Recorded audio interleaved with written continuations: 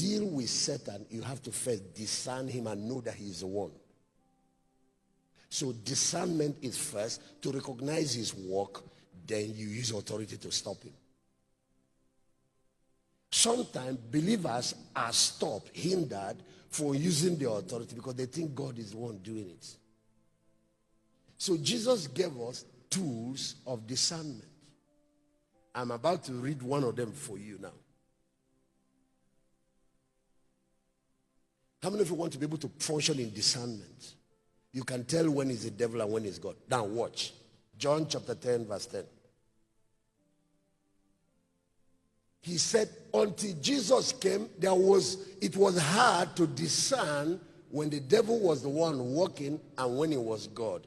Because there is something God has, it's called sovereignty. So, because God was a sovereign God, in the Old Testament, anything that happens, whether it is good or bad, they say he's the one that did it.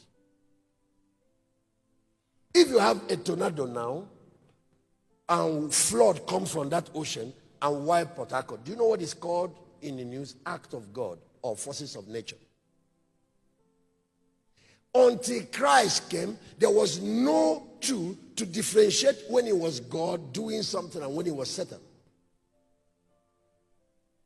Let me give you a shocker. In the Old Testament, when evil spirits go and do the work, the scripture will write it, evil spirits from the Lord. You have read such things. Anytime you read it, that thing is not an angel, it's a demon. Oh, you taught them about Ahab. Eh? Did you notice that there was a spirit, a lying spirit that went and created confusion among the prophet? It's a demon. But that's Old Testament. So now in the New Testament, there are 7 tools of discernment. The Lord said, this is so important that I need to help you with this.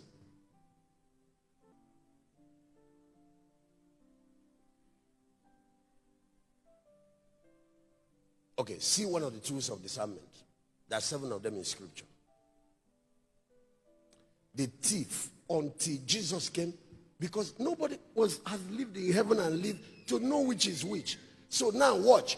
The thief cometh not but to steal, to kill, and to destroy. Anything you see that does those 3 things is not God, it's Satan.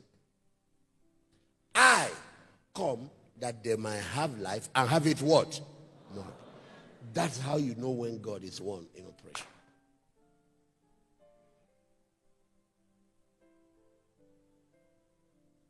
There are some things you've been thinking that God was the one doing it, that it wasn't him, it was Satan. Satan's greatest skill is deception. What his other skill next to that one is the ability to do things and be undetected. Come, 2 of you, come. Stay here and be talking. Do like you're talking, but be facing that side. Satan's skill is to get these 2 people. They might be friends, they might be husband and wife, they might be family members. It will come, do this, escape, and then they will start fighting. Ability to operate under the radar, create a lot of problems, and get other people blamed for it. People blame God for what he did. Some of you who have gotten angry with God, instead of using your rod to deal with the culprit. The person you are getting angry with has died for you on the cross. He is now told to sit down. And then his power is now put in your hand so you can deal with the enemy. But the problem is you are busy quarreling with a person who loves you and not even doing anything about the one that hates you, that is committing the crime and the problem, because you are not even aware. You are not even bringing him into the equation.